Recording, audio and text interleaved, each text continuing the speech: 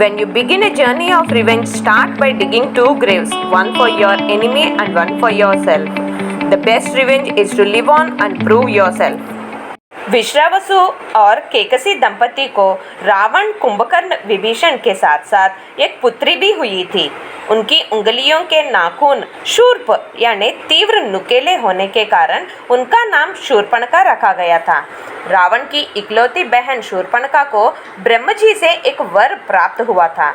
इस वर की वजह से उनके कान नाक की शक्ति इतनी तीव्र थी कि कई कोसों दूर में स्थित जानवर या नर की महक महसूस कर सकती थी और उनकी तीव्र कानों की सुनने की शक्ति से कोसों दूर में स्थित जंतु या नर का आवाज भी सुन सकती थी।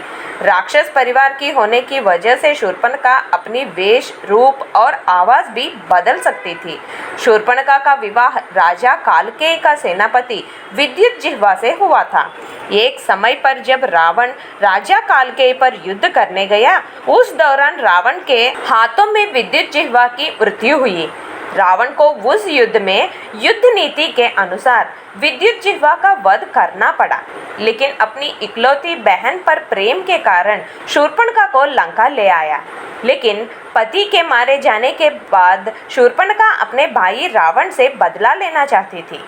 उसे रावण की सभी अद्भुत शक्तियों का एहसास था, इसलिए वह खुद रावण पर प्रतिशोध ना लेते हुए लंका में रहते हुए रावण पर प्रतिशोध लेने सही मौके का इंतजार कर रही थी। उस दौरान एक दिन शूर्पणखा अपनी असाधारण नाक और कान की शक्ति से जंगल में वनवास काट रहे श्रीराम, लक्ष्मण, सीता को देखकर श्रीराम से मोहित हुई। अपना वेश बदलकर श्रीराम के पास जाकर उनको विवाह के लिए प्रेरित किए।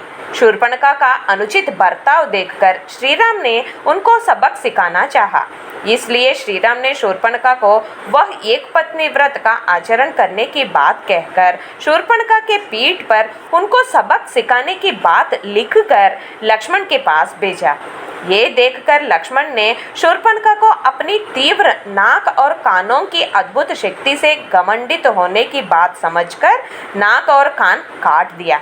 इस घटना से शूर्पणखा श्रीराम और लक्ष्मण का पराक्रम जानकर ये दोनों के द्वारा रावण पर प्रतिशोध लेने की योजना से तुरंत रावण के पास जाकर कहा कि उसने जंगल में सौंदर्यवती सीता को देखकर वह सीता को रावण के लिए लंका लाना चाहती थी।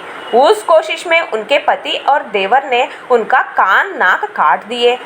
ये सुनकर रावण अपनी बहन शूर्पणखा के अपमान का बदला लेना चाहा, जो सीतापहरण का कारण बना।